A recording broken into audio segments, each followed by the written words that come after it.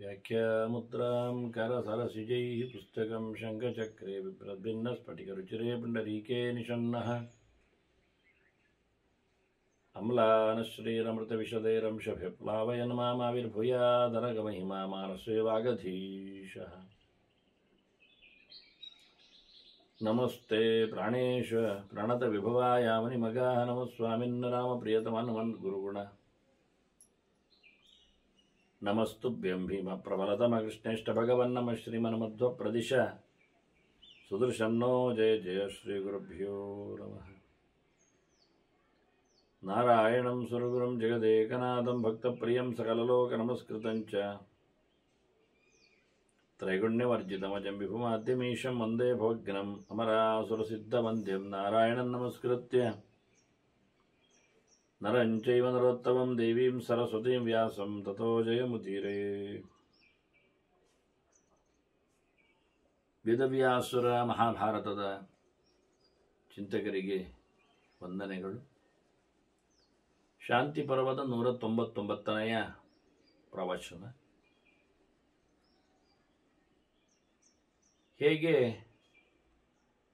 ರಾಜನಾದವ ಒಳ್ಳೆಯ ಸಾಮರ್ಥ್ಯದಿಂದ ಪ್ರಜ್ಞಾವಂತಿಕೆಯಿಂದ ದೇಶವನ್ನು ಕಾಬಿಡಬೇಕೆನ್ನುವುದರ ಬಗ್ಗೆ ಭೀಷ್ಮರು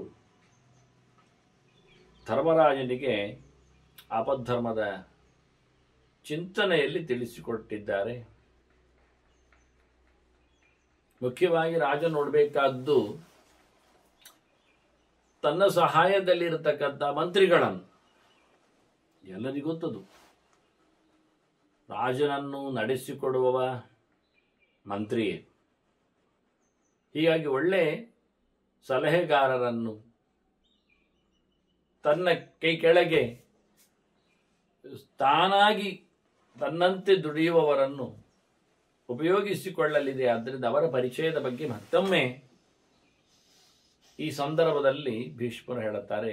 ಕುಲೀನಾನ್ ಸಚಿವಾನ್ ಕೃತ್ವ ವೇದವಿದ್ಯಾ ವಿಶಾರದಾನ್ ಪ್ರಸಾಧಿ ಪೃಥ್ವೀಂ ರಾಜನ್ ಪ್ರಜಾಧರ್ಮೇಣ ಪಾಲಯನ್. ಧರ್ಮದ ನೆಲೆಯಲ್ಲಿ ಪ್ರಜೆಗಳ ಪಾಲನೆಗೋಸ್ಕರ ನನಗೆ ಬೇಕಾಗಿರತಕ್ಕಂತಹ, ನಮಗೆ ರಾಜರಿಗೆ ಬೇಕಾಗಿರತಕ್ಕಂಥ ವ್ಯಕ್ತಿಗಳು ಕೇಳಿದರೆ ಮಂತ್ರಿಗಳು ಅಂತಹ ಧರ್ಮಾತ್ಮರು ಬೇಕು. ಅದರಿಂದ ಕುಲೀನಾನ್, ಒಳ್ಳೆ ವಂಶದಲ್ಲಿ ಹುಟ್ಟಿದವರನ್ನು ಮಂತ್ರಿಗಳನ್ನಾಗಿಸಬೇಕು ಅಂತಾನೆ. ಅಂದರೆ ಅವರಲ್ಲಿ ಹುಟ್ಟಿನಿಂದಂತಹ ಒಂದಿರು ಗುಣ ವೈಶಿಷ್ಟ್ಯ ಇರ್ತದೆ ಅಂತ ಹೇಳಲಿಕ್ಕೋಸ್ಕರ ಆನುವಂಶಿಕವಾದ ಪ್ರಭಾವ ಅದನ್ನು ಗಮನಿಸಲಿಕ್ಕೆ ಉಂಟು. ಅದರಂತೆ ವೇದವಿದ್ಯಾ ವಿಶಾರದಾನ್, ಒಳ್ಳೆ ವೈದಿಕವಾದ ಚಿಂತನೆ, ಅದರ ಅಧ್ಯಯನ, ಅದರಲ್ಲಿ ಪಟುತ್ವ ಎಲ್ಲ ಇದ್ದವರು ಬೇಕು ಅಂತ. ಹೀಗಾಗಿ ಅಂತಹ ವೈದಿಕವಾದ ವಿದ್ಯೆಯಲ್ಲಿನ ಗಡುಸುತನ ಅದು ಬ್ರಾಹ್ಮಣರಲ್ಲೇ ಹೆಚ್ಚು ಇರಲಿಕ್ಕಾಗಿ ಅಂತಹ ನೆಲೆಯನ್ನೇ ಭೀಷ್ಮರು ಚಿಂತನೆಗೆ ತಂದಿದ್ದಾರೆ. ಒಂದೊಮ್ಮೆ ಅಧ್ಯಯನ ಕರ್ಮ ಸರಿಯಾಗಿಲ್ಲದವ, ಜೊತೆಯಲ್ಲಿ ವಂಶ ಪರಂಪರೆ ಚೆನ್ನಾಗಿಲ್ಲ ಅಂತಾದರೆ ಅಂಥವ್ರು ಬೇಡ ಅಂತ ಹೇಳ್ತಾನೆ. ಎರಡು ಸಂಗತಿ, ಅವನಿಗೆ ಸಹಜವಾಗಿಯೂ ಅದರ ಗುಣ ಇರಬೇಕು, ಮತ್ತೆ ಅವನ ಅಧ್ಯಯನದಲ್ಲಿ ಅದನ್ನು ಗಟ್ಟಿ ಮಾಡಿಕೊಂಡಿರಬೇಕು. ಎರಡು ಬೇಕು. ಸುಮ್ಮನೆ ವಂಶದಲ್ಲಿ ಬಂದಿದ್ದಾನನ್ನುವುದರಿಂದ ಸಂಸ್ಕಾರ ಏನು ಕೆಲಸ ಮಾಡಿಕೊಡುವುದಿಲ್ಲ. ಅಭ್ಯಾಸವೂ ಮಾಡಲಿಕ್ಕೆ ಬೇಕು. ಅಭ್ಯಾಸ ಮಾಡಲಿಕ್ಕೆ ಹೊರದು ಆನುವಂಶಿಕವಾದಂಥವನಲ್ಲಿ ಪ್ರಭಾವ ಇಲ್ಲದೇ ಇದ್ರೆ ಅದು ತುಂಬ ಸಫಲ ಆಗುವುದಿಲ್ಲ. ಹಾಗೆ ಎರಡೂ ಬೇಕು ಅಂತಾನೆ. ಸಹಜವಾಗಿಯೂ ಬಂದಿರಬೇಕು, ಜೊತೆಯಲ್ಲಿ ಅವನ ಯತ್ನಜನ್ಯವಾಗಿಯೂ ಅದು ಆಗಿರಬೇಕು ಅಂತ ಹೇಳಲಿಕ್ಕೆ ಎರಡು ಅಂಶಗಳನ್ನು ಭೀಷ್ಮರು ಎತ್ತಿಟ್ಕೊಂಡ್ರು. ಒಂದು ಫಿಸಿಕಲಿ, ಒಂದು ಮೆಂಟಲಿ ಅಂತ. ಆನುವಂಶಿಕವಾದದ್ದು ಫಿಸಿಕಲಿ, ಶಾರೀರಿಕವಾಗಿರ್ತದೆ. ಜೀವೇನಪ್ಪನ ಸಂಬಂಧದ್ದಲ್ಲ. ಈ ಜೀವ ಬೌದ್ಧಿಕವಾಗಿ ಇಲ್ಲಿ ಕಲಿತಿದ್ದಾನೆ. ಹಾಗಾಗಿ ಒಳಗಿನಿಂದ ಪಕ್ವತೆಗೆ ಅವನ ಪ್ರಯತ್ನ ಕಾರಣ, ಹೊರಗಿನಿಂದ ಅವನಲ್ಲಿ ದಕ್ಷತೆಗೆ ಅವನ ಪರಂಪರೆ ಕಾರಣ. ಇದೆರಡನ್ನು ಗುರುತಿಸಿದ್ದಾನೆ. ಇದೆಲ್ಲ ಎರಡು ಇಲ್ಲದಿದ್ರೆ ವಿಹೀನ ಜನ್ಮ ಕರ್ಮಾಣಂ ಪ್ರಕರಣಾದಿ ಭೂಮಿಪಃ ಉಭಯಸ್ಯ ಅವಿಶೇಷಜ್ಞ ತದ್ವೈ ಕ್ಷತ್ರ ನಪುಂಸಕ.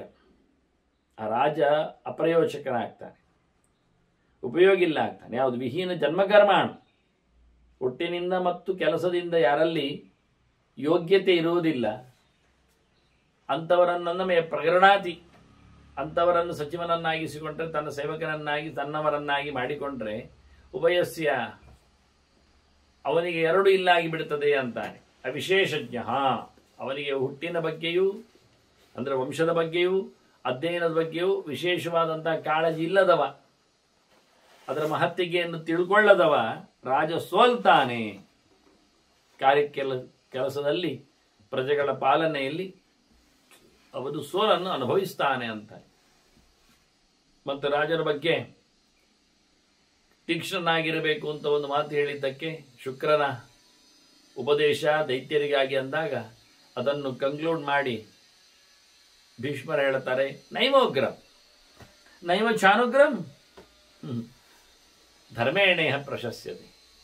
ಉಗ್ರ ಧರ್ಮವು ರಾಜನಿಗೆ ಹೇಳಿಸಿದ್ದಲ್ಲ, ಮೃದು ಧೋರಣೆಯು ರಾಜನದ್ದಲ್ಲ. ಆದ್ದರಿಂದ ಉಗ್ರನೂ ಆಗಬಾರದು, ಸೌಮ್ಯನೂ ಆಗಬಾರದು. ಇದು ಧರ್ಮದ ವಾಡಿಕೆ. ಮತ್ತೆ ಉಭಯಂನ ವ್ಯತಿಕ್ರಾಮೇತ್, ಮತ್ತು ಎರಡನ್ನು ದಾಟಬಾರದು. ಅತ್ಯುಗ್ರನಾಗುವುದು, ಅತಿ ಮೃದು ಆಗುವುದು ಅದು ಪ್ರಯೋಜನ ಇಲ್ಲ. ಉಗ್ರತೆಯನ್ನು ಬಿಡುವುದು, ಸೌಮ್ಯತೆಯನ್ನು ಬಿಡುವುದು ಅದು ಉಪಯೋಗಕ್ಕೆ ಬರುವುದಿಲ್ಲ. ಮತ್ತೆ ನೀನು ಉಗ್ರನಾಗು ಮತ್ತೆ ಮೃದುವಾಗು ಅಂತಾನೆ ಮನೆಗೆ. ಉಗ್ರೋಭೂತ್ವ ಮೃದರ್ಭವ, ಉಗ್ರನಾಗಿ ಮೃದುವಾಗಿ ಬಿಡು ಅಂತ. ಅಂದರೆ ಕಾಲದಲ್ಲಿ ಬೇಕಾದಾಗ ಅಂತಹ ಧೋರಣೆಯನ್ನು ಅನುಭವಿಸುವಂತೆ ಉಪಯೋಗಿಸಿಕೊಳ್ಳುವಂತೆ ರಾಜನನ್ನು ಮತ್ತೊಮ್ಮೆ ಪ್ರೇರಣೆ ಮಾಡುತ್ತಾನೆ ಭೀಷ್ಮ ಧರ್ಮರಾಜನನ್ನು ನೇರಕ್ಕೆ. ನನಗೊತ್ತು ಅಂತಾನೆ, ಕಷ್ಟ ಕ್ಷತ್ರಿಯ ಧರ್ಮೋಯಂ ಸೌಹೃದಂ ತ್ವಯ್ಯತ್ ಸ್ಥಿತ. ನಿನ್ನಲ್ಲಿ ಮೃದುತನ ಇರ್ಲಿಕ್ಕೆ ಹೋಗಿ ನಿನಗೆ ಕ್ಷತ್ರಿಯ ಧರ್ಮ ಕಷ್ಟ ಆಗುದು. ನೀನು ತುಂಬಾ ಸಾಫ್ಟ್, ಅತಿ ಮೃದುವಾದೆ ಅಂತ ಭೀಷ್ಮರ ಲೆಕ್ಕಾಚಾರದಲ್ಲಿ ಧರ್ಮರಾಜನ ಬಗ್ಗೆ ವ್ಯಾಖ್ಯೆ. ನಿನ್ನಲ್ಲಿರತಕ್ಕಂತಹ ಒಂದು ಪ್ರಾಣಿದಯೆ, ಜನರ ಮೇಲಿನ ಅನುಕಂಪೆ, ಆ ಒಂದು ದಾಕ್ಷಿಣ್ಯ ಧರ್ಮ, ಇದರಿಂದಾಗಿ ನಿನಗೆ ಕ್ಷತ್ರಿಯ ಧರ್ಮ ಭಾರಿ ಕಷ್ಟ ಆಗ್ತದೆ, ನನಗೊತ್ತುಂಟು. ಆದರೆ ಬಿಡ್ಲಿಕ್ಕಿಲ್ಲ. ಯಾಕೆ? ನೀನು ಹುಟ್ಟಿದ್ದೆ ಅದಕ್ಕೆ ಅಂತಾರೆ. ಉಗ್ರಕರ್ಮಣಿ ಸೃಷ್ಟೋಸಿ, ನೀನು ಕ್ಷತ್ರಿಯನಾಗಿ ಹುಟ್ಟಿದ್ರಿಂದ ಸ್ವಧರ್ಮೇ ನಿಧರ್ಮ ಶ್ರೇಯ ಅಂತೇನು ಕೃಷ್ಣ ಹೇಳಿದ್ದಾನೆ. ಅದನ್ನು ಭೀಷ್ಮ ಮತ್ತೆ ಹೇಳ್ತಾನೆ, ಉಗ್ರಕರ್ಮಣಿ ಸೃಷ್ಟೋಸಿ ತಸ್ಮಾತ್ ರಾಜ್ಯಂ ಪ್ರಸಾಧಿವೈ. ನಿನಗೆ ದೇವರು ನೋಡಿ 105 ಜನ ಹುಟ್ಟಿದ್ದಾರೆ ಕುರುವಂಶದಲ್ಲಿ. ಅದರ ಧರ್ಮರಾಜನ ದೊಡ್ಡವ ನನಗೆ ಹುಟ್ಟಿಸಿದ್ದಾನೆ. ಆದರೆ ನನ್ನ ಅಪ್ಪ ದೊಡ್ಡವ ಅಲ್ಲ, ಅವ ಮಧ್ಯಮ, ಪಾಂಡು ಮಧ್ಯಮ. ಅವನ ಅಣ್ಣ ಧೃತರಾಷ್ಟ್ರನೇ ಮೊದಲು ಮಗು ಆಗಲಿಲ್ಲ, ದುರ್ಯೋಧನ. ಇವ ಮೊದಲು ಹುಟ್ಟಿದ್ದ ಧರ್ಮರಾಜ. ಇವನ ನಂತರದಲ್ಲಿ ದುರ್ಯೋಧನ ಬಂದದ್ದು 1 ವರ್ಷದ ನಂತರ. ಹಾಗಾಗಿ ಆಗಲಿಲ್ಲ. ನಿನ್ನನ್ನು ಕುರುವಂಶದಲ್ಲಿ ಕ್ಷತ್ರಿಯನನ್ನಾಗಿ ಹಿರಿಯನನ್ನಾಗಿ ಮಾಡಿದ್ದರಿಂದ ನೀನು ಆಳ್ಲಿಕ್ಕೆ ಬಂದದ್ದು ಸತ್ಯ. ನೀನು ಆಳ್ಬೇಕೆ, ಆಳಬಾರದು, ಆಳ್ಬೇಕು. ಪ್ರಸಾಧಿವೈ ಅಂತಾನೆ, ಬಹಳ ಚೆನ್ನಾಗಿ ಹಾಡು. ಅನಿಷ್ಟ ನಿಗ್ರಹೋ ನಿತ್ಯಂ ಶಿಷ್ಟಸ್ಯ ಪರಿಪಾಲನಂ. ಮುಖ್ಯವಾಗಿ ಕೆಟ್ಟವರನ್ನು ಬಗ್ಗು ಬಡಿಯುವುದು ರಾಜರ ಪರಮಧರ್ಮ. ಯಾಕೆ? ದೊಡ್ಡವರನ್ನು ಪಾಲಿಸಬೇಕಲ್ಲ.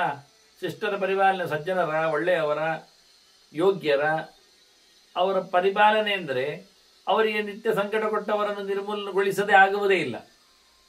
ಅದನ್ನ ಕೆಟ್ಟದ್ದು ತೆಗೆಯದು ಒಳ್ಳೆದಾಗುವುದು ಹೇಗೆ? ಮೊದಲು ಒಳ್ಳೆಯದಾಗುವುದು ಅಂದ್ರೇನೆ ಕೆಟ್ಟದ್ದು ಹೋಗುವುದು ಅಂತ ಅರ್ಥ. ಹಾಗಾಗಿ ನೀನು ಅನಿಷ್ಟರನ್ನು ಚೆನ್ನಾಗಿ ನಿಗ್ರಹಿಸು, ಬೇಡವಾದವರನ್ನು ಮುಲಾಜಿಲ್ಲದೆ.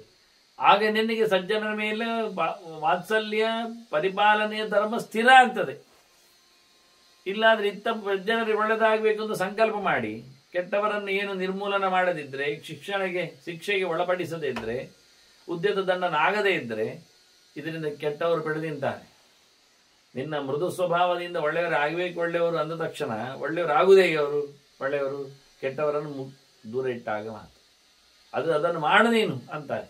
ಏವಂ ಶುಕ್ರ ಅಬ್ರವೀತ್ ಧೀಮಾನ್ ಆಪತ್ಸು ಭರತರ್ಷಭ. ಆಪತ್ತು ಕಾಲದಲ್ಲಿ ಹೀಗೆ ನಡೆಸಬೇಕು ಅಂತ ಶುಕ್ರಾಚಾರ್ಯ ನೀತಿಯು ಹೇಳಿದ್ದ, ಮಾಡಬೇಕಾಗಿ. ಧರ್ಮರಾಜ ಭೀಷ್ಮರಲ್ಲಿ ಕೇಳುತ್ತಾನೆ, ಅಲ್ಲ ಎಲ್ಲರಿಗೂ ಒಂದು ಚೌಕಟ್ಟು ಏನುಂಟು ಹೇಳಿ? ಎಲ್ಲರೂ ಮಾಡಲೇಬೇಕಾಗಿರತಕ್ಕಂಥ ಒಂದು ಬೌಂಡ್ರಿ, ಒಂದು ಗಡಿ, ಒಂದು ವ್ಯವಸ್ಥೆ, ಮರ್ಯಾದ ಹೀಗೇ ಇರಬೇಕು ಅಂತ ಅನ್ನುವುದಕ್ಕೆ ಒಂದು ಮಾತು ಕೊಡಿ ಅಂತ ಕೇಳುತ್ತಾನೆ. ಆಗ ಭೀಷ್ಮರು ಹೇಳುತ್ತಾರೆ, ಈಗಾಗಲೇ ಸಚಿವರನ್ನು ಮಾಡಿಕೊಳ್ಳುವಲ್ಲಿ ಎಂಥವರನ್ನು ಅಂತ ಹೇಳಿರುವುದನ್ನು ಸ್ಪಷ್ಟವೇ ಹೇಳುತ್ತಾನೆ. ತಿಳಿದವರನ್ನು ರಕ್ಷಿಸುವುದು ಮುಖ್ಯ ಧರ್ಮರಾಜನು. ಎಲ್ಲರೂ ತಿಳಿದವರಿಗೆ ಮನ್ನಣೆ ಕೊಡಲೇಬೇಕು. ಜ್ಞಾನಿಗಳು ಅಂದರೆ ಹಾಗೆ. ಅದಕ್ಕೆ ಬಹಳ ಎಚ್ಚರವಾದ ಚಿಂತನೆ ಹೇಳ್ತಾನೆ. ಬ್ರಾಹ್ಮಣಾನೇವ ಸೇವೇತ ವಿದ್ಯಾವೃದ್ಧಾನ್ ತಪಸ್ವಿನ. ಎರಡು ರೀತಿಯಿಂದ ಬ್ರಾಹ್ಮಣರ ಬಗ್ಗೆ, ಪೂಜ್ಯರ ಬಗ್ಗೆ, ಉಪಾಸ್ಯರ ಬಗ್ಗೆ ಭೀಷ್ಮರು ಹೇಳುತ್ತಾರೆ. ಒಂದು ವಿದ್ಯಾವೃದ್ಧಾನ್, ಮತ್ತೊಂದು ತಪಸ್ವಿನ.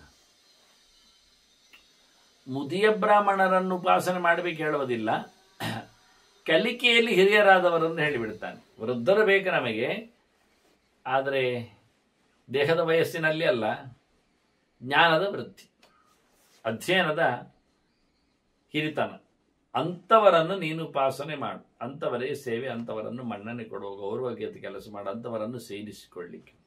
ಅರಿವು ತುಂಬಿದವರು ನಮಗೆ ಬೇಕು, ಹಾಗೆ ಕ್ರಿಯಾಶೀಲರಿರಬೇಕು. ತಪಸ್ವಿನಃ,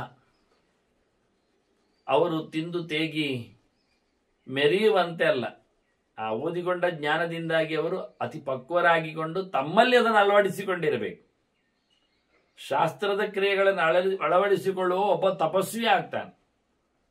ಅದು ಒಳ್ಳೆ ಸಿದ್ಧಿ ಉಳ್ಳವರನ್ನು, ಕೈಬಾಯಿ ಶುದ್ಧವುಳ್ಳವರನ್ನು, ಭೋಗ ಲಾಲಸೆಯಿಂದ ದೂರ ಇರುವವರನ್ನು, ಶಾರೀರಿಕ ಮಾನಸಿಕ ವಾಚಿಕವಾದಂತಹ ತಪಸ್ಸುಗಳನ್ನು ನಡೆಸುವವರನ್ನು, ನಿರಂತರವಾದ ವ್ರತೋಪವಾಸಗಳಿಂದ ಧರ್ಮದ ಭೂಮಿಕೆಯಲ್ಲಿ ಗಟ್ಟಿಯಾದವರನ್ನು ನೀನು ಆದಷ್ಟು ಹತ್ತಿರದಲ್ಲಿ ಇರಬೇಕಾಗ್ತದೆ, ಇರುವಂತೆ ಮಾಡಿಕೊಳ್ಬೇಕು. ಅವರ ಸೇವೆ, ಅವರಿಗೆ ಬೇಕಾದಂತಹ ಉಪಕಾರಗಳನ್ನು ಮಾಡುವಂತೆ. ಶ್ರುತಚಾರಿತ್ರ್ಯ ವೃತ್ತಾಢ್ಯಾನ್ ಪವಿತ್ರಂ ಹ್ಯೇತದುತ್ತಮಂ.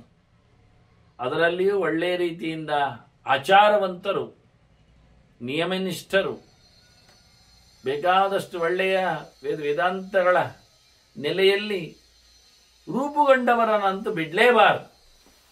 ಅತ್ಯಂತ ಪ್ರಶಸ್ತವಾದಂತಹ ಒಂದು ಎಲ್ಲರ ಕರ್ತವ್ಯ ಕೇಳಿದರೆ ಇಂಥವರ ಉಪಾಸನೆ ಅಂತಾರೆ. ಇದು ಅತ್ಯಂತ ಎತ್ತರದ್ದು, ದೇವರಿಗೆ ಇಷ್ಟವಾಗುವಂಥದ್ದು, ಭಗವಂತನಿಗೆ ಸಾರುವಂಥದ್ದು. ಇದು ಎಲ್ಲರೂ ಮಾಡಬೇಕಾಗಿದೆ, ಎಲ್ಲರಿಗಿರತಕ್ಕಂಥ ಒಂದು ಬೌಂಡ್ರಿ ಲೈನ್. ಇದನ್ನು ಯಾರು ಸಹ ಮುರಿಲಿಕ್ಕಿಲ್ಲ, ಮರೆಯಲಿಕ್ಕಿಲ್ಲ, ಮಾಡಬೇಕು. ಶುಶ್ರೂಷಾತ್ ಮಹಾರಾಜ ಸಾಂತ್ವಂ ವಿಪ್ರೇಷು ಸರ್ವದ. ಅವರನ್ನು ಯಾವ ರೀತಿಯಲ್ಲಿ ಸೇವೆ ಮಾಡೋದು ಕೇಳಿದರೆ ಅವರಿಗೆ ಏನು ಬೇಕಾದ್ರೂ ತಂದುಕೊಡುವುದು ಅಂತ ಅರ್ಥ. ಅವರ ಬದುಕಿಗೆ ಅನುಕೂಲ ಆಗುವಂತೆ ಇರುವುದು ರಾಜನ ಧರ್ಮ. ಅದರಲ್ಲಿ ಅವನಿಗೆ ಸಮಾಧಾನ, ಅಂದರೆ ಎಲ್ಲಿ ಇದ್ದರೆ, ಏನು ನಡೆಸಿದರೆ ಅವರಿಗೇನು ಕಿರಿಕಿರಿ ಆಗುವುದಿಲ್ಲ, ಆ ರೀತಿಯಾಗಿ ರಾಜನ ವರ್ತನೆ ಬೇಕು. ಅವರ ಹೋಮಧೇನುಗಳಿಗೆ, ದನಗಳಿಗೆ ತೊಂದರೆಯಾಗದಂತೆ, ಅವರಿಗೆ ಬೇಕಾದಷ್ಟು ದನಗಳಿಗೆ ಸಂಚಾರ ಮಾಡಲೇಬೇಕಾಗಿರುತ್ತ ಜಾಗಗಳು ಇರುವಂತೆ. ಇಷ್ಟೇ ತಾನೇ ಮುಖ್ಯ ಅವರದ್ದು. ನಿತ್ಯ ಅಗ್ನಿಹೋತ್ರ, ಪಾಠ ಪ್ರವಚನ, ಅವರ ವಿದ್ಯಾರ್ಥಿಗಳಿಗೆ ಊಟ ವಸತಿ ವ್ಯವಸ್ಥೆ, ಇದನ್ನೆಲ್ಲ ರಾಜಮರ್ಜಿಯಲ್ಲಿ ಆಗಿಬಿಟ್ರೆ ಅವರಿಗೇನು ಅದರಿಂದ ತಲೆ ಬಿಸಿ ಇಲ್ಲ. ಅವರು ತಮ್ಮ ಪರಿಪೂರ್ಣವಾದ ಸಮಯವನ್ನು ಜ್ಞಾನ ಕಾರ್ಯಕ್ಕಾಗಿ ಕೊಟ್ಟು ಬಿಡ್ತಾರೆ. ಎಲ್ಲಿವರೆಗೆ ನೋಡಿ ಜಾನುಶ್ರುತಿಯ ಕತೆ. ಎಂಥ ರಾಜನಾದರೂ ಆ ಕಚ್ಚಿಮುರುಕ ರೈಕ್ವನ ಅಲ್ಲಿಗೆ ಬಂದು ಅಧ್ಯಯನಕ್ಕಾಗಿ, ಭಿಕ್ಷೆಗಾಗಿ ನಿಲ್ಲಿಲ್ವ? ಹಾಗೆ ರಾಜ ದೇಶದಲ್ಲಿ ಜ್ಞಾನವೃದ್ಧರನ್ನು ಉಳಿಸಿಕೊಳ್ಳಬೇಕು, ಗುರುತಿಸಬೇಕು, ಬೆಳೆಸಬೇಕು. ಇದೇ ಜನಮೇಜಯ ಸರ್ಪಸತ್ರ ಮಾಡ್ತಾ ಇದ್ದಾನಲ್ಲ, ಮಾಡ್ತಾ ಇರುವಾಗ ತನ್ನ ಹಿರಿಯರ ಕತೆ ಅಂತ ಕೇಳುತ್ತವ. ಆಗ ವೈಶಂಪಾಯನರ ಕತೆ ಹೇಳುದು. ಆದರೆ ಸರ್ಪಸತ್ರಕ್ಕಾಗಿ ಅವ ಆರಂಭ ಮಾಡಿದಾಗ ಅಲ್ಲೊಬ್ಬ ವಾಸ್ತುತಜ್ಞ ಬಂದವ, ಇದು ನಿಲ್ತದೆ ಅಂತ ಹೇಳಿ ಹೋದ. ಯಾಕೆ ಅಂದರೆ ಮಾಡಿದ ವ್ಯವಸ್ಥೆ ಸರಿ ಇಲ್ಲ, ದೋಷ ಇದೆ, ಅದು ನಿಲುಗಡೆಯ ಲಕ್ಷಣ ಅಂತ ಹೇಳ್ತಾನೆ. ರಾಜ ಏನು ಹೆಚ್ಚು ತಲೆಬಿಸಿ ಮಾಡಲಿಲ್ಲ. ಹಾಗೆ ರಾಜನಿಗೆ ನಿಲ್ಲಿಕ್ಕಿಲ್ಲ. ಅದು ರಾಜ ಮಾಡುವಂಥದ್ದು ವ್ಯವಸ್ಥಿತವಾಗಿ. ಅದು ಅವನ ಅಪ್ಪನ ಸಾವಿಗೆ ಕಾರಣವಾದ ಹಾವುಗಳ ನಿರ್ಮೂಲನದ ಕತೆ. ನಿಲ್ಲುವುದೇನು ಬಂತು ಅಂತ ಹೇಳಿ ಮತ್ತೆ ಅದಕ್ಕೆ ಬೇಕಾದಂಥ ಪ್ರಿಕಾಷನರಿ ಅರೇಂಜ್ಮೆಂಟ್ಸ್ಗಳನ್ನೆಲ್ಲ ಮಾಡಿದ್ದಾನವ. ಆದರೆ ನಿಂತೋಯ್ತದು. ನಮಗೊತ್ತು, ಆಸ್ತಿಗೆ ಬಂದು ನಿಂತೋದದ್ದು ಗೊತ್ತು, ತಕ್ಷಕ ಉಳಿದದ್ದು ಗೊತ್ತು ಕತೆ. ಸುಮ್ಮನಾಗ್ತಾನ ರಾಜ? ಇಲ್ಲ, ಕರೆಯಿಸಿದ ಆ ವಾಸ್ತುತಜ್ಞನನ್ನು. ನೀನು ಹೇಳಿದಾಗೆ ಯಜ್ಞ ನಿಂತಿದೆ, ನಿನಗೆ ಬಹುಮಾನ ಬಳುವಳಿ ಅಂತ ಕೊಟ್ಟ. ನಾವು ಕರೆಯಿಸಿದ ಅಂದಾಗ ತಲೆ ಕಡಿತಾನೋ ಅಂತ ಯೋಚನೆ ಮಾಡ್ಬೋದಿತ್ತು. ಮತ್ತೆ ನೀನು ಹೇಳಿ ನಿಂತದ್ದು, ನೀನು ಹೇಳಿ ನಿಂತದ್ದಲ್ಲ, ನಿಲುಗಡೆಗೆ ನೀನು ಕಾರಣ ಅಲ್ಲ. ನಮ್ಮ ಬಿಲ್ಡಿಂಗ್, ನಮ್ಮ ಕನ್ಸ್ಟ್ರಕ್ಷನ್ಸ್, ಸರ್ಪಸತ್ರಕ್ಕೆ ಬೇಕಾಗಿರತಕ್ಕ ಯಾಗಮಂಟಪದ ವ್ಯವಸ್ಥೆ, ಅದು ಇದು ಕಾಲ ದೇಶ ಎಲ್ಲ ಸೇರಿಕೊಂಡು ಆಯಾ ಅಳತೆ ಎಲ್ಲ ಅದನ್ನು ನೀನು ಗಮನಿಸಿ ಹೇಳಿದೆಯಲ್ಲ. ಆ ವಾಸ್ತುಶಾಸ್ತ್ರದಲ್ಲಿ ನಿನಗದು ಕಂಡಿದೆಯಲ್ಲ. ನನ್ನ ಹೆಮ್ಮೆ, ನನ್ನ ಆಡಳಿತದಲ್ಲಿ ಇಂತಹ ವಿದ್ಯೆ ಉಳ್ಳವ ಇದ್ದಾನೆ ಅಂತ ನಮ್ಮ ಖುಷಿ ಹೇಳಿಕೊಂಡು ಸನ್ಮಾನ ಮಾಡಿ ಕಳಿಸಿದ. ಒಂದು ಸಣ್ಣ ವಿಷಯ ಇರಬಹುದು ಇದು, ಆದರೆ ರಾಜನ ವಿಶಾಲ ಹೃದಯವನ್ನು ಎತ್ತಿ ಹಿಡಿತದೆ.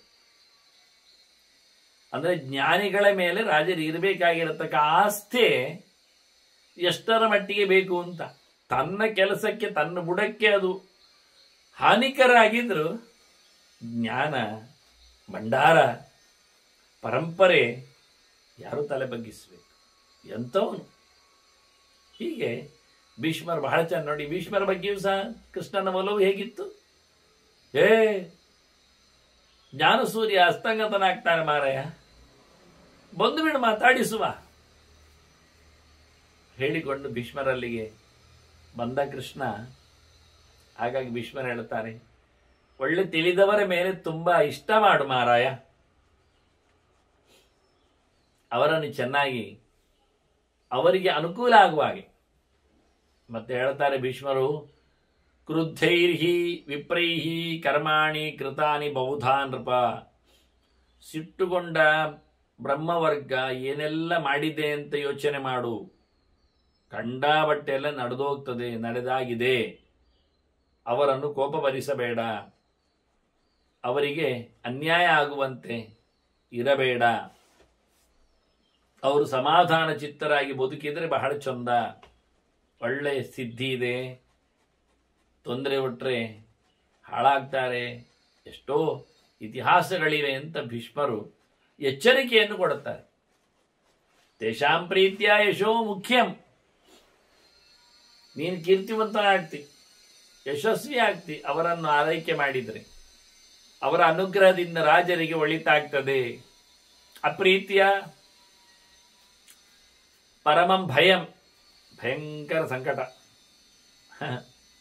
ಅರೆಕ್ಷಣದಲ್ಲಿ ರಾಜ ಅರಮನೆಯನ್ನು ಖಾಲಿ ಮಾಡಲಿಕ್ಕೆ ಬರಬೇಕಾಗ್ತದೆ. ಹಾಗಾಗಿ ಅವರ ನಿಗ್ರಹಕ್ಕೆ ಪಾತ್ರನಾಗಬೇಡ, ಅವರ ಅನುಗ್ರಹಕ್ಕೆ ಅನುಕೂಲ ಮಾಡಿಕೊಳ್ಳುವುದಕ್ಕೆ ರಾಜನಿರಬೇಕು ಅಂತ ಎಲ್ಲರೂ ಒಪ್ಪುವ ಒಂದು ಚೌಕಟ್ಟಿನ ಬಗ್ಗೆ ಬಹಳ ಚಂದವಾದ ಮಾತಾಡಿದ ಭೀಷ್ಮ. ಧರ್ಮರಾಜ ಕೇಳಿದ್ದೆ ಹಾಗೆ, ಎಲ್ಲರೂ ಇರಬೇಕಾದ ಒಂದು ಪರಿಧಿ, ಕೋಟೆ ಏನಿರಬೇಕು ಅಂತ ಕೇಳುವಾಗ ಜ್ಞಾನಿಗಳಿಗೆ ಮನ್ನಣೆ ಕೊಡುವುದು ಪ್ರತಿಯೊಬ್ಬರ ಆದ್ಯ ಕರ್ತವ್ಯ ಅಂತ ಹೇಳುವ ಮೂಲಕ ಅವರಿಂದ ಲೋಕಕ್ಕೆ ಕ್ಷೇಮ ಇದೆ, ರಾಜರಿಗೆ ಒಳಿತು ಇದೆ. ಪ್ರೀತ್ಯ ಹ್ಯಮೃತವತ್ ವಿಪ್ರಾಹ ಕ್ರುದ್ಧಾಶ್ಚೈವ ಯಥೋರಗ. ಅವರ ಅನುಗ್ರಹ ಸಿಕ್ಕಿತು ಅಂದರೆ ಬ್ರಾಹ್ಮಣರು, ವೇದ ಚಿಂತಕರು, ಭಗವದೆಚ್ಚರ ಸಂಪಾದನೆ ಮಾಡಿದವರು, ಲೋಕಕ್ಕೆ ಅದನ್ನೆಲ್ಲ ಹಂಚುವವರು ಅಂದ ತಕ್ಷಣ ಅವರಲ್ಲಿ ವಿಶೇಷವಾದ ಶಕ್ತಿ ಇದೆ. ಅವರ ಅಮೃತ ಸತ್ತವನನ್ನು ಬದುಕಿಸಬಹುದು. ಬಹಳ ದೊಡ್ಡದಾದ ಸಂಗತಿ ಅವರದ್ದು, ಔಷಧದಂತೆ ಅವರ ಮಾತು ಹಾಗೆ. ಅದರಂತೆ ಅವರೊಂದೊಮ್ಮೆ ಕೋಪಗೊಂಡರೆ, ಅನಿಷ್ಟಕ್ಕೆ ಒಂದೊಮ್ಮೆ ತುತ್ತಾಗಿ ಬಿಟ್ಟರೆ ಅವರು ಹಾವಿನ ಹಾಗೆ ಕಡಿದಾರು, ಕಚ್ಚಿಯಾರು, ವಿಷವನ್ನು ಕಕ್ಕಿಯಾರು, ಬಾರದು ಹಾಗೆ ಅಂತ. ಬಹಳ ಚಂದವಾದ ಒಂದು ಶಬ್ದ ವಿಪ್ರಾಹ ಅಂತ.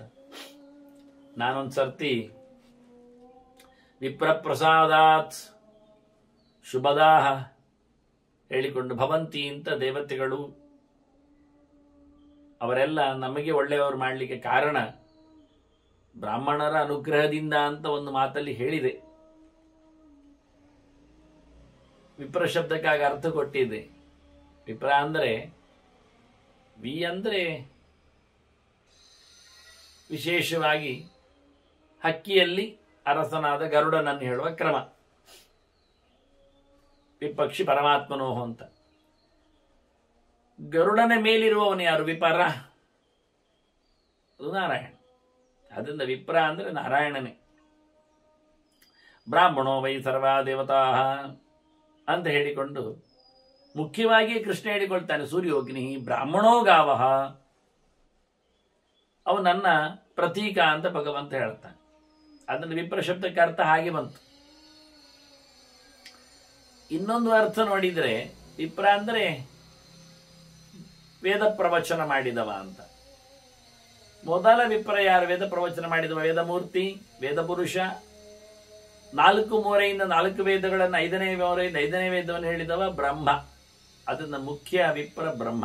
ಬ್ರಹ್ಮಚಾತಿಯವ ಬ್ರಹ್ಮ, ಚತುರ್ಮುಖ. ಆನಂತರ ವಿಷ್ಣು ಪರ. ವಿ ಅಂದ್ರೆ ವಿಷ್ಣು. ಈಗ ವಿಪಕ್ಷಿ ಪರಮಾತ್ಮ. ವಿ ಅಂದ್ರೆ ವಿಷ್ಣು. ವಿಷ್ಣು ಪರ ಯಾರು? ವೈಷ್ಣವಾನಾಮ್ಯತಾ ಶಂಭು ಅಂತ ಹೇಳಿ ವಿಷ್ಣು ಪರ. ವಿಷ್ಣುವನ್ನು ಪರ ಅಂತ ಹೇಳಿಕೊಂಡು ಉಪಾಸನೆ ಮಾಡುವ ದೊಡ್ಡ ಜನ ಶಿವ ಇದ್ದಾನೆ. ಹಾಗಾಗಿ 3 ಜನರು ವಿಪ್ರ ಶಬ್ದದ ಅರ್ಥ.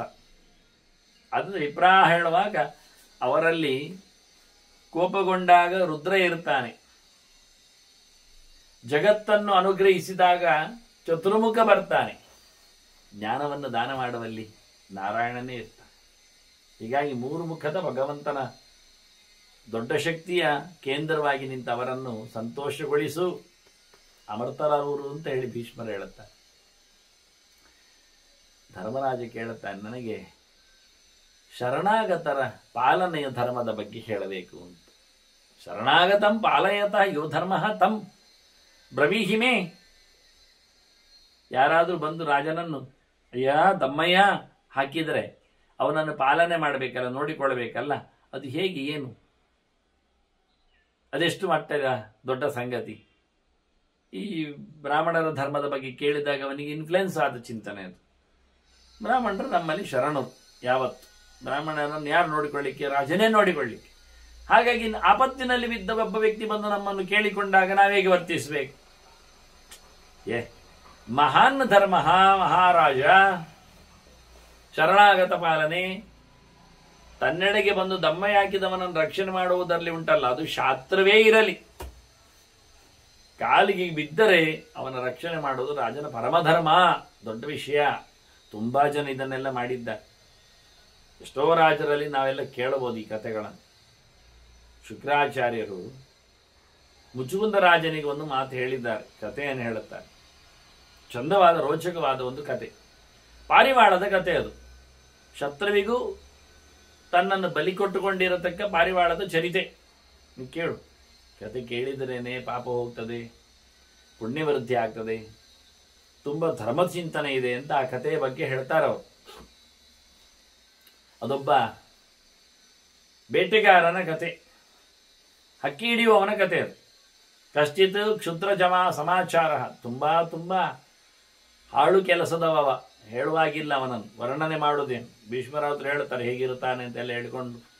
ತೆಳ್ಳಗಿನ ಸೊಂಟ ಅವನದ್ದು, ಅಂದ್ರೆ ಹೊಟ್ಟೆ, ದೊಡ್ಡದಾಗಿದ್ದಂತಹ ಚೀಕ್ಸ್, ಕಪ್ಪು ಕಾಗೆಯಾಗಿ ಕಪ್ಪಿದ್ದಾನೆ. ಮತ್ತೆ ಅಂಥವನು ಕೃಷಗ್ರೀವ ಸಪೂರ್ವ ಕುತ್ತಿಗೆ, ಯವ ಮಧ್ಯ ಕಾಕೋಲೈವ ಮಹಾಹನು. ಇಂಥವನು ಘೋರಹ, ಭಯಂಕರ ಇದ್ದಾನೆ ನೋಡ್ಲಿಕ್ಕೆ. ಶಕುನಿ ಕಂಟಕ, ಶಕುನಿ ಲುಬ್ಧಕ, ಹಕ್ಕಿಯನ್ನು ಕೊಲ್ಲುವವ. ಏನ್ ಮಾಡ್ಲಿದ್ದಾನೆ ಅಂದ್ರೆ ಸವೈ ಕ್ಷಾರಕ ಆದಾಯ ವನೆ ಹತ್ವಾಚ ಪಕ್ಷಿಣ ಮತ್ತೆ ಚಗಾರ ವಿಕ್ರಯಂ ತೇಷಾಂ ಪತಂಗಾನ ನರಾಧಿಪ, ಹಕ್ಕಿಗಳ ಮಾರಾಟ ಮಾಡುವವ, ಕೊಂದು ಮಾರಾಟ ಮಾಡ್ತಾನೆ, ಹಿಡಿದುಕೊಂಡು ಹಾಕಿ ಹಾಗೆ ಒಂದು ಕಾಡಿಗೆ ಹೋಗಿ ಅದು ಕೆಲಸ ಮಾಡುದು, ಪೇಟೆಗೆ ಬಂದು ಮಾರುದು. ಅದು ಅಕ್ಕಿಯನ್ನು ತಿನ್ನುವವರಿಗೆ ಅಕ್ಕಿ ಮಾಂಸ ಪ್ರಿಯರಿರಬಹುದು.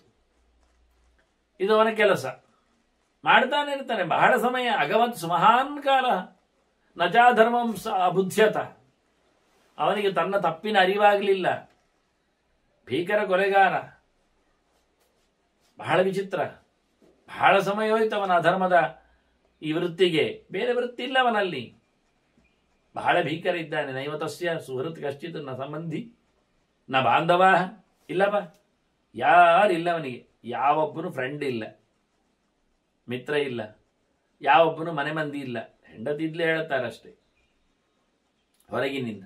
ಯಾರು ಬಾಂಧವರಿಲ್ಲ, ಯಾರ ಕಡೆಯವರು ಇಲ್ಲ, ಯಾವ ಸಂಬಂಧಿ ಇಲ್ಲ ಅವನಿಗೆ. ಯಾಕೆ ಕೇಳಿದರೆ ಅವನಿ ಕೆಟ್ಟ ಕೆಲಸಕ್ಕೆ ಯಾರು ಒಟ್ಟಾಗುವುದೇ ಇಲ್ಲ. ಬಾಂಧವೈ ಪರಿತ್ಯಕ್ತ ಆತೇನ ರೌದ್ರೇಣ ಕರ್ಮಣ, ಭಯಾನಕವಾದ ಇವನ ಹಕ್ಕಿ ಕೊಲೆಗಾರನ ಹತ್ತಿರದಲ್ಲಿ ಯಾರು ಸೇರ್ತಾರೆ? ಇವನ ಭೀಕರವಾದ ಕೃತ್ಯಕ್ಕೆ ಇವನನ್ನು ಹೊರಗಿಟ್ಟಿದ್ದಾರೆ ಎಲ್ಲ, ಯಾರೂ ಅವನೊಟ್ಟಿಗೆ ಇರುವುದಿಲ್ಲ. ಭೀಷ್ಮರು ಹೇಳ್ತಾರೆ ಅದು ತಪ್ಪು. ತಪ್ಪುಗಾರನ ಜೊತೆಯಲ್ಲಿ ಯಾರು ಒಪ್ಪಿಯಲ್ಲಿ ಇರಬಾರದು ಎನ್ನುವುದೇ ಒಂದು ಸಿದ್ಧಾಂತ ಅಂತಾನೆ. ನರಹ ಪಾಪ ಸಮಾಚಾರ ತ್ಯಕ್ತವ್ಯ ದೂರತಃ ಬುಧೈ, ತಿಳಿದವ ಕೆಟ್ಟವನನ್ನು ಯಾವತ್ತೂ ದೂರ ಇಡಬೇಕಂತ. ಯಾಕೆಂದ್ರೆ ಅವನ ಸೋಂಕಣೆ ಆದರೂ ಅವನ ಕೆಟ್ಟತನ ನಮಗೆ ಸೋಂಕುವಾಗಿ ಮತ್ತೆ ಹಿಡಿತದೆ, ಸಂಕ್ರಾಂತಿಗೊಳ್ಳುತ್ತದೆ. ಹಾಗಾಗಿ ಕೆಟ್ಟವನ ಬಗ್ಗೆ ಯೋಚನೆ ಮಾಡುವುದಾಗಲಿ, ಅವನ ಜೊತೆಯಲ್ಲಿ ಊಟೋಪಚಾರಗಳಲ್ಲಿ ಸೇರುವುದಾಗಲಿ, ಅವನಲ್ಲಿ ಮಾತುಕತೆಯಲ್ಲಿ ನಿಲ್ಲುವುದಾಗಲಿ, ತನ್ನಷ್ಟಕ್ಕೆ ಅವನ ಸಂಬಂಧಗಳು, ಅವನ ಸಂಗತಿಗಳು ನಮ್ಮಲ್ಲಿ ಇಷ್ಟವಾಗಲಿಕ್ಕೆ ಶುರುವಾಗಿ ನಾವು ತಮ್ಮಷ್ಟಕ್ಕೆ ಅವನ ಬಲೆಗೆ, ಅವನ ಮಾತಿಗೆ, ಅವನ ಒಟ್ಟಿಗೆ ಸೇರಿ ನಾವು ಮತ್ತೆ ಪಾಪಿಗಳಾಗ್ತೇವೆ. ಆದ್ರಿಂದ ಅವನು ಪಾಪ ಎಷ್ಟರ ಮಟ್ಟಿಗೆ ಮಾಡ್ತಾನೆ ಕೇಳಿದ್ರೆ ಮತ್ತೊಬ್ಬನನ್ನು ಪಾಪಿಯನ್ನಾಗಿಸುವಷ್ಟರ ಮಟ್ಟಿಗೆ ಅವನು ಕೆಟ್ಟವನಿರ್ತಾನೆ. ಆದ್ರಿಂದ ಮನುಷ್ಯನಾದವ ಕೆಟ್ಟವನಾದವನನ್ನು ದೂರದಲ್ಲಿ ಬಿಡಬೇಕು ಅಂತ ಇದು ಅವರ ಸಿದ್ಧಾಂತ. ಕೆಟ್ಟವರ ಜೊತೆಯಲ್ಲಿ ಹೋಗಬೇಡಿ. ಆತ್ಮಾನಂ ಯೋ ನ ಸಂಧತ್ತೆ ಸೋನ್ಯಸ್ಯ ಸ್ಯಾತ್ ಕಥಂ ಹಿತಃ, ತನ್ನ ಮೇಲೆ ಅವನಿಗೆ ವಿಶ್ವಾಸ ಕಮ್ಮಿ ಇರ್ತದೆ. ನಾನು ಬೇಡ, ಯಾರಿಗೂ ಬೇಡ, ಹಕ್ಕಿಗಳಿಗೂ ಬೇಡ, ಮನುಷ್ಯರಿಗೆ ಬೇಡವೇ ಬೇಡ ಅನ್ನೋ ನೆಲೆಯಲ್ಲಿ ತನಗೆ ಪ್ರತಿನಿತ್ಯ ತನ್ನ ವೃತ್ತಿಯಲ್ಲಿ ಒಂದು ರೀತಿ ಜುಗುಪ್ಸೆ, ಆದರೆ ಅದನ್ನು ಮಾಡ್ತಾನವ. ಅಂತವನ ನಿನ್ನೊಬ್ಬ ಯಾರು ತನ್ನನ್ನು ತಾನೇ ಪ್ರೀತಿಸಿಕೊಳ್ಳದವ ಮತ್ತೊಬ್ಬನಲ್ಲಿ ಪ್ರೀತಿಸಿಯಾನವನನ್ನು. ಈ ಮಾತಿಗೆ ಇನ್ನೊಂದು ಅರ್ಥ ಇದೆ. ಆತ್ಮಾನಂ ಯೋ ನಸಂಧತ್ತೆ, ಆತ್ಮಾನ ಅಂದ್ರೆ ಪರಮಾತ್ಮನನ್ನು. ಪರಮಾತ್ಮನನ್ನು ಯಾರು ಕೂಡುವುದಿಲ್ಲ, ಸಂಧಾನ, ಸಂಧ್ಯಾ ಅಂತ. ಸಂಧಿಕಾಲದಲ್ಲಿ ಭಗವಂತನ ಚಿಂತನೆ ಮಾಡುವುದಕ್ಕೆ ಸಂಧ್ಯಾ ವಂದನೆ ಅಂತ ಹೇಳೋದಲ್ವ. ಹಾಗಾಗಿ ಯಾರು ಅದು ಸಂಧ್ಯಾ ಅಂದರೆ, ಸಂಧಿ ವಂದನೆ ಅಂದರೆ ದೇವರನ್ನು ಸಂಧಿಸುವುದು ಅಂತ ಅರ್ಥ. ಆ ಕಾಲದಲ್ಲಿ ಮನಸ್ಸಿನಲ್ಲಿ ಜೀವ ಭಗವಂತನನ್ನು ಸಂಧಿ ಮಾಡುವ ಹೊತ್ತದು. ಯಾರು ತನ್ನನ್ನು ಭಗವಂತನನ್ನು ಯಾರು ಪ್ರೀತಿಸುವುದಿಲ್ಲ ಅಂಥವನನ್ನು ಜನ ಯಾರು ಪ್ರೀತಿಸ್ತಾರೆ? ಸ್ವನ್ಯಸ್ಯ ಸ್ಯಾತ್ ಕಥಂಬಿತಃ ಅಲ್ವಾ. ದೇವರನ್ನು ಪ್ರೀತಿಸಿದರೆ ಅವನನ್ನು ಉಳಿದವರು ಪ್ರೀತಿಸ್ತಾರೆ, ದೇವರು ಅವನನ್ನು ಪ್ರೀತಿಸಿದರೆ ಉಳಿದವರು ಅವನನ್ನು ಪ್ರೀತಿಸ್ತಾರೆ. ಇವ ಜೀವವನ್ನೇ ಒಪ್ಪದವ, ಒಂದು ಹಕ್ಕಿಯಲ್ಲಿನ ಜೀವ, ಒಂದು ಆತ್ಮಶಬ್ದಕ್ಕೆ ಜೀವ ಅನ್ನೋದು, ಜೀವವನ್ನೇ ಪ್ರೀತಿಸಿದವ, ಜೀವ ಕಾರುಣ್ಯ ಇಲ್ಲದವ, ಈ ಜೀವನನ್ನು, ಬೇಡ ಜೀವನನ್ನು ಇನ್ಯಾರು ಪ್ರೀತಿಸ್ತಾರೆ? ಬೇರೆ ಜೀವರು. ಹಕ್ಕಿಗಳೇ ಇವನ ವಾಸನೆ ಕೇಳಿ ಹಾರಿ ಹೋದಾವು, ಚಿಲಿಪಿಲಿ ಕೊಟ್ಟಾವು. ಹಾಗಿರುವಾಗ ಮನುಷ್ಯ ವಿವೇಕ ಉಳ್ಳವನಲ್ಲಿ ಪ್ರೀತಿಸಿಯಾನು. ಹೀಗೆ ಸುಮಾರು ಅರ್ಥ ಇದೆ. ಸೋತ್ಮಾನಂ ಆತ್ಮಾನಂ ಯೋ ನ ಸಂಧತ್ತೆ ಸೋನ್ಯಸ್ಯ ಸ್ಯಾತ್ ಕಥಂಬಿತಃ. ಹಾಗಾಗಿ ಜೀವ ಕಾರುಣ್ಯವೇ ಇಲ್ಲದಿವನನ್ನು ಯಾವ ಜೀವಿಯೂ ಮೂಸುವುದಿಲ್ಲ. ಏ ನೃಶಂಸಾಹ ದುರಾತ್ಮನಃ ಪ್ರಾಣಿಪ್ರಾಣ ಹರಾಹ ನರಾಹ ಉದ್ವೇಜನೀಯ ಭೂತಾನಾಂ ವ್ಯಾಳ ಇವ ಭವಂತಿತೆ. ಕ್ರೂರ ಪ್ರಾಣಿಗಳಿವರು, ಪ್ರಾಣಿಗಳ ಪ್ರಾಣ ತೆಗೆಯುವವರು ಇವರು ಕ್ರೂರ ಪ್ರಾಣಿಗಳು. ಹುಲಿ, ಕರಡಿ, ಸಿಂಹ ಅಂತ ಇವರು, ಅಥವಾ ದೊಡ್ಡ ಹೆಬ್ಬಾವು, ಹಾಳಾದ ಹಾವಿನಂತೆ ಇವರು. ಅತ್ಯಂತ ನೀಚರು, ಪ್ರಾಣಿಗಳನ್ನು ತಿನ್ನುವವರು, ಮುಕ್ಕುವವರು. ಚೂರು ಅವರಲ್ಲಿ ಕನಿಕರ ಇಲ್ಲ. ಕೆಟ್ಟ ಚಾಳಿಯವರು, ಕೆಟ್ಟ ಬುದ್ಧಿಯವರು, ಪ್ರಾಣಿ ಪ್ರಪಂಚವನ್ನು ಉದ್ವೇಗಕ್ಕೆ ಒಳಗಾಗಿಸುವವರು. ಬಂದ ಅಂದ ತಕ್ಷಣ ಸಾಕು, ಬೆದರಿ ಹೋಗ್ತಾವೆ, ನಡುಕ ಉಂಟಾಗ್ತವೆ, ಓಡ್ಲಿಕ್ಕೂ ಆಗದೆ ಸಿಕ್ಕಿ ಬೀಳ್ತಾವೆ, ಸಾವು ಪಡಿತಾವೆ. ಇಂತಹ ಭೀಕರವಾದ ಇಂಥವರ ಜೊತೆಯಲ್ಲಿ ಸಂಪರ್ಕವನ್ನು ಇಟ್ಕೊಳ್ಬಾರದು ಅಂತ ಹೇಳ್ತಾನೆ. ಕಥೆ ಏನಾಯ್ತು ನೋಡು, ಮಧ್ಯೆಯಲ್ಲಿ ಭೀಷ್ಮರು ಕೆಟ್ಟವನ ಹೊಟ್ಟೆಗೆ ಯಾರು ಇಲ್ಲ ಹೇಳುವಾಗ ಯಾರು ಒಟ್ಟಿಗೆ ಹೋಗಬಾರದು ಅಂತ ಹೇಳೋ ಸಂದೇಶ ಕೊಡ್ಲಿಕ್ಕೆ ಹೋದ ಒಂದೆರಡು ಮಾತು. ಕೆಲವು ಭಾರತ ಪಾಠಗಳನ್ನೆಲ್ಲ ಇದನ್ನು ಮುಟ್ಲಿಲ್ಲ, ಅವರಿಗೆ ಮಧ್ಯೆಯಲ್ಲಿ ಸಂದೇಶ ಬಿಟ್ಟೋಗಿದೆ. ಇದು ಮಧ್ಯೆಯಲ್ಲಿ ಭೀಷ್ಮರ ಕಥೆಯ ಸ್ಪಿರಿಟ್ ಅನ್ನು ಮಧ್ಯೆಯಲ್ಲಿ ಹೇಳುವುದುಂಟು. ಇಂಥದ್ದು ಅನೇಕ ಕಡೆ ಮಾತುಗಳು ಬಂದಿವೆ. ಹಾಗೆ ಒಂದಿನ ಬಹಳ ದೊಡ್ಡದಾದ ಮಳೆ ಬಂತು, ಜೋರು. ಎಲ್ಲೆಂದರಲ್ಲಿ ಬೀಸು ಗಾಳಿ ಏನು, ಮರ ಬೀಳುವುದೇನು, ಪ್ರಾಣಿಗಳ ಹಾಹಾಕಾರವೇನು. ತಥೋ ಧಾರಾಕುಲೇ ಲೋಕೆ ಸಂಭ್ರಮನ್ ನಷ್ಟ ಚೇತನ. ಎಲ್ಲಿ ಹೋಗುದು ಅಂತ ಇಲ್ಲವನಿಗೆ. ಆ ನಮೂನೆ ಮರ ಬೀಳುತ್ತದೆ, ಇರುವುದೆಲ್ಲಿಗೆ, ಕಾಲಿಡ್ಲಿಕ್ಕೆ ಹೊಂಡವೋ ತಗ್ಗೋ ನೆಲವೋ ಗೊತ್ತಿಲ್ಲ, ಬಿದ್ದುಕೊಂಡು ಎದ್ದುಕೊಂಡು ನೀರೇ ನೀರು. ಹೋಗ್ತಾ ಇದ್ದ, ನಿಲ್ಲಿಲ್ಲ, ಎಲ್ಲಿ ಓಡ್ತಾನೆ, ಆಚೀಚೆ ಹೋದ. ಹಾಗೆ ಹೋಗ್ತಾವ, ಚಳಿ ಬೇರೆ ಆಗಿದೆ, ನಡುಗ್ತಾ ಇದ್ದಾನೆ. ಶೀತಾರ್ಥ ತದ್ವರಂ ಸರ್ವಂ. ಆ ಕಾಡು ಪೂರ ತಿರುಗಿದ್ದಾನೆ ಅವನು. ಆಕುಲೇನ ಅಂತರಾತ್ಮನ ಭಯ ಬೇರೆ, ತತ್ತರಿಸಿ ಹೋಗಿದ್ದಾನೆ. ನೋಡಿ, ಅವನಿಗೆ ಇವತ್ತು ಸಂಗಡಿ ಪ್ರಾಣಿಯನ್ನು, ಪಕ್ಷಿಯನ್ನು ಓಡಿಸಿ ಓಡಿಸಿ ಹೊಡೆದು ಕೊಲ್ಲುತ್ತಿದ್ದವ ಇವತ್ತು ಅವನನ್ನೇ ಓಡಿಸ್ತಾ ಉಂಟು. ಮಳೆ, ಶೀತ, ಸಂಕಟ ಒಟ್ಟಾರೆ ಆಯಿತು. ಮಹತ ವಾತವರ್ಷೇಣ ತಾಸಿತಾಸ್ತೆ ವನೌಕಸಃ ಭಯಾರ್ಥಾಶ್ಚ ಕ್ಷುಧಾಶ್ಚಾಶ್ಚ ಭಭ್ರಮವು ಸಹಿತಾವನಿ. ಸಿಕ್ಕಾಪಟ್ಟಲ್ಲಿನ ಪ್ರಾಣಿಗಳು, ಪಕ್ಷಿಗಳು ಸಹ ಮಳೆಯ ಬಿರುಗಾಳಿಯ ರಭಸಕ್ಕೆ ಒಳಗಾಗಿ ಹೆದರಿ ಬೆದರಿ, ತಿನ್ಲಿಕ್ಕಿಲ್ಲದೆ ಹಸುವಿನ ಕಂಗೆಟ್ಟು ಎಲ್ಲೆಲ್ಲೆಲ್ಲಿಯೂ ಓಡಿದವು. ಎಲ್ಲೆಲ್ಲಿಯೂ ಏನೇನು ಮರಗಳು ಬೀಳುವುದೇನು, ಹಕ್ಕಿಗಳು ಸಾಯುವುದೇನು. ಈತನು ಹೆದರಿ ಹೋಗ್ತಾನೆ, ತಿರುಗ್ತಾನೆ. ಕೊನೆಗೆ ಮೆಲ್ಲಕ್ಕೆ ಮಳೆ ನಿಂತಿತು. ಒಮ್ಮೆಲೆ ನಿರಭ್ರ ಆಯಿತು. ಏನಿಲ್ಲ, ಆರಾಮ. ನೋಡಿದ ಎಲ್ಲ ಕಡೆ, ಆಹಾ ಚೆನ್ನಾಗಿದೆ ಅಂದ.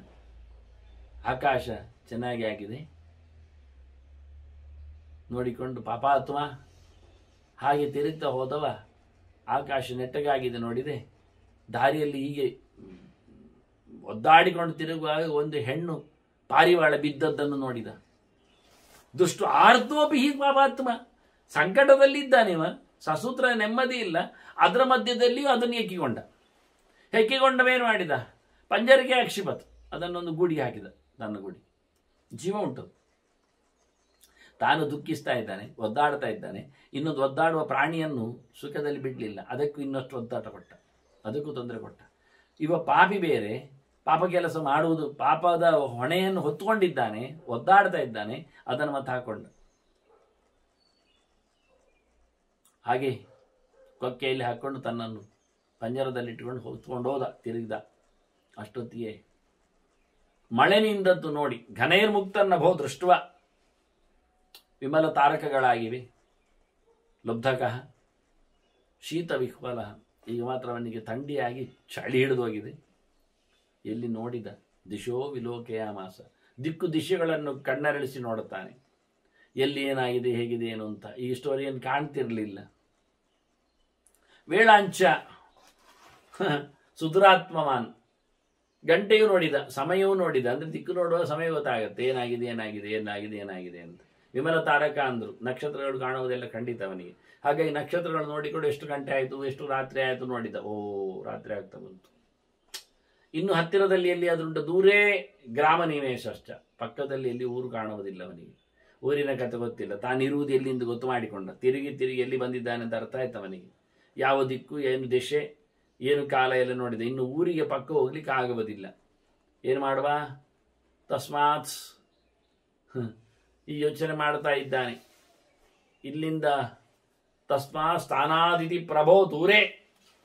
ತಾನು ನಿಂತಲ್ಲಿಂದ ಇನ್ನು ಊರಿಗೆ ಹೋಗ್ಲಿಕ್ಕೆ ಆಗುವುದಿಲ್ಲ, ಹಳ್ಳಿ ಸಿಗಲಿಕ್ಕಿಲ್ಲ ಅಂತ ಯೋಚನೆ ಮಾಡಿದ. ಇಲ್ಲೇ ಇರುವುದು ಅಂತ ಯೋಚನೆ ಮಾಡಿದ. ಕೃತಬುದ್ಧಿ ಧ್ರುಮೇ ತಸ್ಮಿನ್ ವಸ್ತುಂ ತಾಮ್ ರಜನಿ ತತಃ. ಆ ರಾತ್ರಿಯಲ್ಲಿ ಕಳಿಬೇಕು. ಈ ಮರದಲ್ಲಿ, ಒಂದು ಮರ ಇತ್ತಲ್ಲಿ ಅಂತ, ಚಂದವಾದ ಒಂದು ಮರ. ದೇವರು ಸೃಷ್ಟಿ ಮಾಡಿದ್ದೇ ಉಪಕಾರಕ್ಕಾಗಿ ಅನ್ನುವಂಥ ಒಂದು ದೊಡ್ಡ ಮರ ಸಿಕ್ಕಿತು ಅವನಿಗೆ.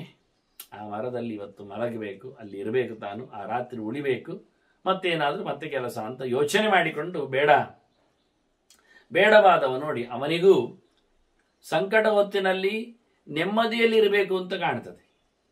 ಹೊತ್ತು ರಾತ್ರಿ ಆಗಿದೆ, ದಿಕ್ಕು ತಪ್ಪಿ ಹೋಗಿದೆ, ಆದರೂ ತನ್ನ ತನವನ್ನು ಉಳಿಸಿಕೊಳ್ಳಬೇಕೆನ್ನತಕ್ಕಂಥ ಸಂಕಟದಲ್ಲಿದ್ದವನಿಗೆ ಯೋಚನೆ ಬಂದಿದೆ. ಆದರೆ ಇತರ ಪ್ರಾಣಿಗಳ ಮೇಲಿನಂಥ ಸಂಕಟದ ಕತೆ ಇಲ್ಲ ನೋಡಿ. ಮನುಷ್ಯ ಅದಕ್ಕೆ ಹೇಳಿದ್ದು ನರಸತ್ತ ಮನುಷ್ಯ ಅಂತ. ಅವನು ನರ ಆದರೂ ನರಸತ್ತ ಮನುಷ್ಯ, ಅವನಲ್ಲಿ ಯಾವುದೇ ರೀತಿಯಾದ ಸಂವೇದನೆಯನ್ನು ಹಡಿಗಳೇ ಇಲ್ಲ. ನೃಶಂಸಹ ಅಂತ ಅದಕ್ಕೆ ಹೇಳಿದ್ದು, ಭಯಂಕರ ಕ್ರೂರಿ ಇದ್ದಾನೆ ಅಂತ. ಹಾಗಾಗಿ ಯಾರೊಬ್ಬರು ಅವನ ಹತ್ತಿರದಲ್ಲಿ ಮೈತ್ರಿಗೆ ಬರಲಿಲ್ಲ. ಯಾವ ಪ್ರಾಣಿಗಳು ನೋಡಿ, ಕೆಲವು ಬೇಟೆಗಾರ ಹತ್ತಿರದಲ್ಲಿ ಪ್ರಾಣಿಗಳಿರ್ತವೆ, ಅವುಗಳದ್ದು ನಂಬ್ತವೆ. ಇವನಿಗೆ ಅದೂ ಇಲ್ಲ, ಯಾವುದೂ ಒಪ್ಪುವುದಿಲ್ಲ, ಅಂತಹ ಕ್ರೂರಿಯಾಗಿದ್ದಾನೆ. ಆದರೂ ಅವನ ಮನಸ್ಸಿನಲ್ಲಿ ನೋಡಿ ತಾನು ಮಲಗಬೇಕು, ರಾತ್ರಿ ಉಳ್ಕೊಳ್ಬೇಕು, ಅದಕ್ಕೊಂದು ಒಳ್ಳೆಯ ಜಾಗ ಬೇಕು, ಇವನ್ನೆಲ್ಲ ಗಮನಿಸಿ ಬಹಳ ಚೆನ್ನಾಗಿ ಒಂದು ತಲೆ ಖರ್ಚು ಮಾಡಿದ. ದಿಕ್ಕು ದಿಶೆಗಳನ್ನೆಲ್ಲ ಕಾಲ ಸಮಯವನ್ನೆಲ್ಲ ಯೋಚನೆ ಮಾಡಿ ಇಲ್ಲೇ ಇರೋದು ಅಂತ ತೀರ್ಮಾನ ಮಾಡಿದ್ದಾನೆ. ಆದರೂ ಅವನಲ್ಲಿ ಆಗಿರತಕ್ಕಂಥ ಒಂದು ಅಂದರೆ ಅವನಲ್ಲೇ ಇರಬಹುದಾದ ಕೆಲವು ಆಯಾಮಗಳ ಬಗ್ಗೆ ಭೀಷ್ಮರು ನಮ್ಮ ಮುಂದೆ ಬಹಳ ಚೆನ್ನಾಗಿ ಹೇಳ್ತಾರೆ. ಅದು ಮುಖ್ಯವಾದ ವಿಷಯ. ಅವನು ಇರಬೇಕು ಅಂದಿದ್ದಾನೆ. ಇನ್ನು ಮಾನವೀಯತೆಯ ನೆಲೆಯಲ್ಲಿ ಅಂದರೆ ಒಬ್ಬ ಮನುಷ್ಯನಾಗಿ ಒಬ್ಬ ವ್ಯಕ್ತಿ ಕಾಡಿನವನಾದರೂ ಹೇಗಿರ್ತಾನೆ ಎನ್ನುವುದರ ಬಗ್ಗೆ ನಾವು ಚಿಂತನೆಯನ್ನು ಮುಂದೆ ಕೇಳುವ. ವಂದನೆಗಳೊಂದಿಗೆ ಮತ್ತೆ ಶ್ರೀಕೃಷ್ಣ ನಾರಾಯಣ ನಾರಾಯಣ.